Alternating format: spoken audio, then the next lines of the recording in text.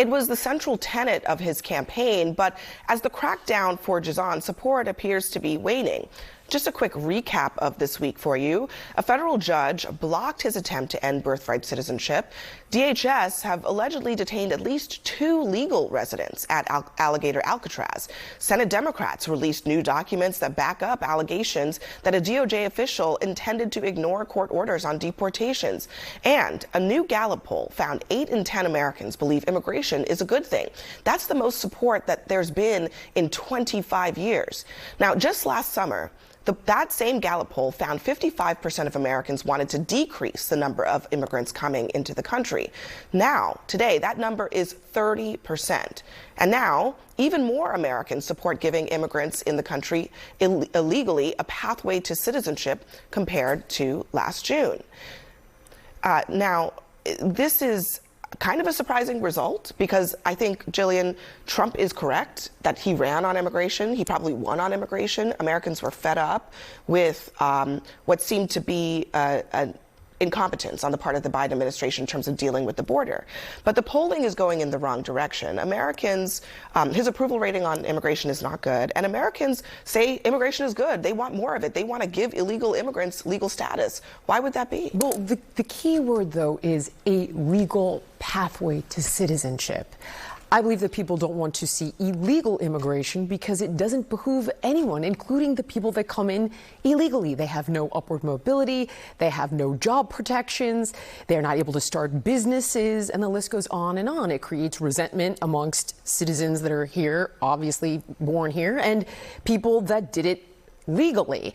It doesn't behoove anyone. But I absolutely believe that both parties should stop the finger pointing and work towards radical immigration reform. I think most people feel that way. I agree. I mean, but that's, and I just want to clarify one thing. The poll is saying for illegal people who are here illegally right now, they want a pathway to citizenship for them. The problem is they're calling it radical immigration reform is far too broad, because what I see on TV look pretty damn radical, right? Like, what I think people are seeing is an application of radical reform that is a little bit terrifying on one level. I think the other part of it is when you're talking about these deportations or rounding people up in theory, those aren't actual people. We see all these stories that come out. They're like, hey, man, we love that woman. She waits our tables at this diner. She's our favorite person, and you just rounded her up. So this to people now in application, what's become something that they see. It stops being an issue or this boogeyman that's out there, and I think that has done a great deal to change how people felt. But what they're getting right now is radical immigration reform. And so I don't think it's necessarily the time to say we need to get together as much as looking at what that budget looked like from that bill, we got some things we need to chill out on pronto, because I think that this has gotten excessive, and I think most people agree. Case in point to what you're saying, there was a story this week about a woman who had been in the country for decades from Iran. Yeah. And guess who intervened on her behalf? A Republican, Steve Scalise, intervened. She's here illegally. She had an order for deportation, but she was a stand-up citizen, a mother of citizen children, a wife of a citizen husband. So when it hits close to home, suddenly the same Republicans who are like, deport them all, are saying, actually, not this one. Not this one. I like that person. I think that we've heard, and people have talked about this, and I'm sure you've talked about this on your show, Joe Rogan, for one, saying, I didn't vote for this. We're hearing people say, I didn't vote for this. But that's because it's affecting home. So I'm in California a couple of weeks ago, and a good friend of mine is saying that she is at the park and she is watching how these nannies are feeling as they are actually babysitting, caring for people's children, and they're concerned and they're scared, and whether they hear the boogeyman of ICE coming and they're just leaving the park with the kids in tow because they're afraid for their lives. So this is starting to affect these families, these upper class families in a lot of ways, and they're seeing how it makes it very scary. But here is what I don't think we're even talking about. Like, I'm reading today, and the Border Czar says, quite simply, all they need is reasonable cause. I think we have that soundbite. Okay. Do we have it? If we have it, let's play it. People need to understand, ICE officers and Border Patrol, they don't need probable cause to walk up to somebody, briefly detain them, and question them. They just need, it's a totality of the circumstances, right? They just got through the observation, you know, get articulable facts based on their location, their occupation, their physical appearance, their actions. Like a uniformed Border Patrol walks up to them at, for instance, a Home Depot. And they got all these articulable facts, plus the person walks away or runs away. Agents are trained. What they need to detain somebody temporarily and question them. It's not probable cause, it's reasonable suspicion. We're trained on that. Reasonable suspicion, that to me is terrifying, because right now I feel, to your point earlier, it's not really affecting me, it's affecting them, but soon it will affect everyone. What does reasonable suspicion mean? Well, in this case, it's you speak Spanish, But what if it's not? Working around a Home someone thinks I'm Ethiopian or Haitian? I go down a list of things. If you're telling me all you need to do, at one case you hear two women speaking Spanish, so they were detained. I speak a little Spanish. What am I supposed to do with that? I think it's getting out of control. And right now we're all quiet because we hear what's happening. This is what Americans wanted. This is what we voted for. But to me, if one's not safe, we're all not safe. I think Americans are waking up to the fact that Donald Trump's administration's immigration focuses on making a point and not making a difference. Right? It's making a point, and it's all about a press conference. It's about Kristi Noem getting up there for 15 minutes of fame talking about a specific issue.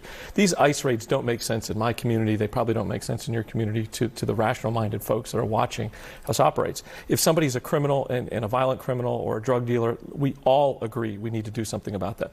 But if Donald Trump would have just simply reversed Joe Biden's mistakes at the border and worked across the aisle to build an immigration policy that actually made sense, something like a 2-5-10 plan. Been here 10 years, paid taxes for 5 years, have 2 U.S. sponsors, something that grabs the wholesomeness of somebody's effort, not because they crossed the border 20 years ago to try to feed their family, but because they got here and they're trying to figure out the American dream as legally as they can, even though they got here illegally.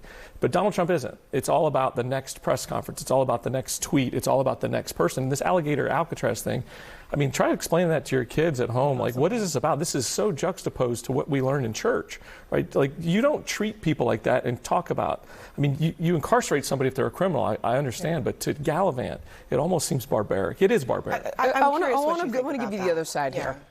First of all, obviously, Alligator Alley and what's going on there is disturbing. But here's the counter argument. You're pointing fingers, and where was everybody pointing fingers with Obama's cages? But let's go a step further. Although I will say, people did complain about I don't remember Obama's that. I immigration remember enforcement. canonizing Obama and not really knowing about this because no one talked about it. People did complain, especially immigration advocates. They livid with Obama. Okay, let's say that's true. I remember Obama being a hero of the left. He was a hero of mine. I didn't know about these cages until we saw Trump put people in that. Now, with that said, let's look at what just happened at the Glass House marijuana farm. Here's what people don't want to see. On the other side, they don't want to see people throwing rocks into the cars of federal agents. They don't want to hear that someone supposedly opened fire on them. They also don't want to learn that there are a bunch of kids there that are undocumented or unaccompanied, and they think this is crazy talk, and we should be focusing on that. And for one thing, how did those kids get there? Well, I just want to add one thing. We do have to go, but the UFW, the United Farm Workers, put out a statement about this. They said the UFW can confirm farm workers were critically injured yesterday during chaotic raids in Ventura County, California. Others, including U.S. citizens, remain totally unaccounted for. Many workers, including U.S. citizens, were held by federal authorities at the farm for 8 hours or more. U.S. citizen workers report only being released after they were forced to delete photos and videos of the raid from their phones. They also added that farm work is exempted from child labor laws. So you're telling me undocumented? I'm not saying the undocumented. I'm not talking about work at a marijuana farm. I'm not talking about the undocumented part, but according to this statement, in this country, not just at farm, not at marijuana farms, at all semantics. Farms. Look at the reality of what I'm we're just saying, talking about. How did an unaccompanied, undocumented 14-year-old in the middle of the day? I believe that, and many people might believe, children should be subject to child labor laws. Absolutely. But it's true in this country that when it comes to agricultural work, they're not, and that includes marijuana farms. So the legality of their status is a separate issue, but the fact of children being there is not actually something that is necessarily illegal. I have a really hard time believing So there's that. So it's not unusual for there to be teenagers working in a farm. A 14-year-old can work at a marijuana growing? It doesn't matter whether it's a marijuana farm or an apple farm. Kids can't work at a bar. It's agriculture. They're not smoking If that's the law, that's outrageous. They're cultivating it. The point is, this incident, and we're still learning a lot more about it, was very dangerous and put a lot of people, including